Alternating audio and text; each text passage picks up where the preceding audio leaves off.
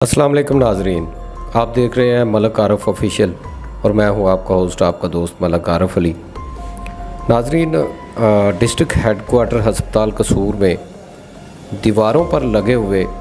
قرآنی آیات اور پاک فوج کے شہداء کے پورٹریٹ اتار کر سیڑھیوں کے نیچے پھینک دیے گئے ہیں۔ پورٹریٹ کو اس طرح سیڑھیوں کے نیچے پھینک کر ان کی توہین کی گئی ہے کہ آپ کو یہ سامنے فوٹیج میں نظر آ رہا ہے کہ پورٹریٹ جو ہے وہ سیڑھیوں کے ساتھ پھینک دی گئی ہیں اور ان کی توہین کی گئی ہے۔ ہسپتال ایم ایس ڈاکٹر فاروق سے رابطہ کرنے کی کوشش کی گئی، لیکن ایم ایس ڈاکٹر فاروق اپنا کمرہ چھوڑ کر رفو چکر ہو گئے ہیں۔ یہ آپ کو ان کے کمرے کی بھی فوٹیج دکھائی جا رہی ہے، جبکہ آپ کو یہ تصویروں میں نظر آ رہا ہوگا کہ یہ کوئی عام لوگوں کی تصویریں نہیں تھی یا کسی سیاستدان کی تصویریں نہیں تھی، بلکہ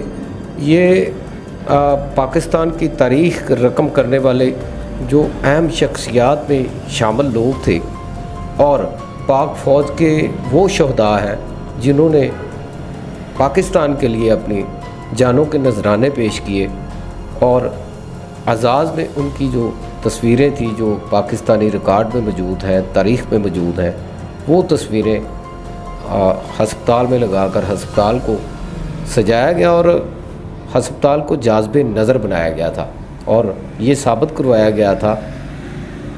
کہ پاکستان کے لوگ جو ہیں یا پاکستان کی جو اسٹیٹ ہے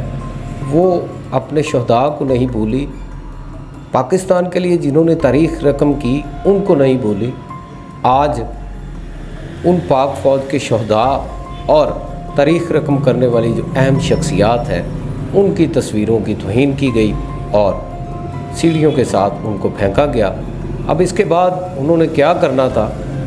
یہ تو کچھ بھی کہنا قبل از وقت ہے، لیکن جب ہماری لوگوں سے بات ہوئی تو ان کا یہ کہنا ہے کہ ان تصویروں کو اکٹھا کر کے باہر کہیں خالی جگہ ویرانے میں پھینک کر ان کو زمین بوس کیا جانا تھا، اور ہسپتال میں کوئی ایسی تصویریں لگائی جانی تھی جن میں صرف ڈاکٹروں کی تاریخ بتائی جاتی۔ تو یہ بہت بڑی زیادتی ہے، پہلے آپ نے تصویریں لگائی ہی کیوں اگر ایسی توہین کرنی تھی؟ تو باقی اس پہ ڈسٹرکٹ انتظامیہ کو اور وزیر اعلیٰ پنجاب محسن نقوی کو اس پہ نوٹس لینا چاہیے اور انتظامیہ کو سخت سے سخت کارروائی کرنی چاہیے۔ دیکھتے رہیے ملک عارف علی آفیشیل۔